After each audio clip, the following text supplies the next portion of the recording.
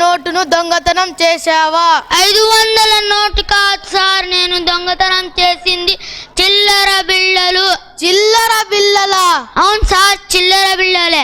అరే, చిల్లర బిళ్ళలు దొంగతనం చెయ్యగానే కోర్టు, మీడియా, పోలీసులు తెగ హడావడి పడిపోతున్నారే.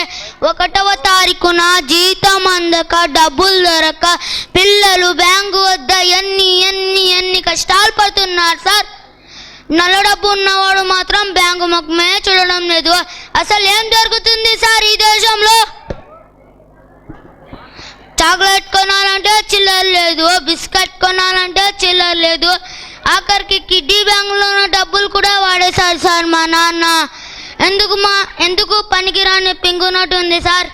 కొన్ని రోజులు చాక్లెట్లు బిస్కెట్లు తినకుండా ఉండలేవా? ఎందుకు ఉండలేను సార్, ఉంటాను. డబ్బులు ఉన్నవాడు మాత్రం బంగారు బిస్కెట్లా మార్చుకుంటాడు. మేము మాత్రం చాక్లెట్లు బిస్కెట్లు తినకుండా ఉండాలా? ఏం చెప్పారు సార్? ఎల్కేజీ చదవాలంటేనే 2 లక్షలు కావాలి. మీరు ఇచ్చిన 2.5 లక్షలతో మా అక్క పెళ్ళి ఎలా అవుతుంది? క్యాన్సిల్ చేసుకోమంటారా? సినిమాకి వెళ్ళాలంటే చిల్లర లేదు, పార్కులో పల్లీలు కొనాలంటే చిల్లర లేదు. నువ్వు పార్క్ వెళ్తావా? వెళ్ళకూడదా? నన్ను వెళ్ళేది ఆడుకోవడానికి సార్. దేశం కోసం ఆ మాత్రం త్యాగం చేయలేవా? ఎందుకు చేయలేను సార్, చేస్తాను.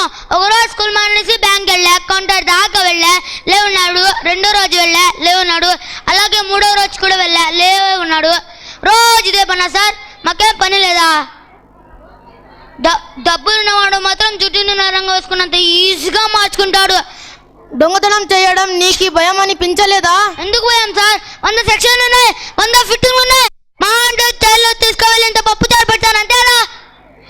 చిల్లర దొంగతనం చేశానని నేను ఒప్పుకుంటున్నాను. 5 రోజులు కాదు, 50 రోజులు లైన్లో నిలబడే దమ్ము మాకుంది. నల్ల డబ్బును తెల్ల డబ్బుగా మార్చుకునే వాడిని జైల్లో వేసే దమ్ము మీకుందా? బ్యాంకులు, ఏటీఎంలు, ఎక్సెట్రాలు ఉన్న లార్జెస్ట్ డెమోక్రటిక్ కంట్రీలో 100 రూపాయల నోట్ తగ్గడం లేదు సార్. మరాలి సార్, మీ పద్ధతి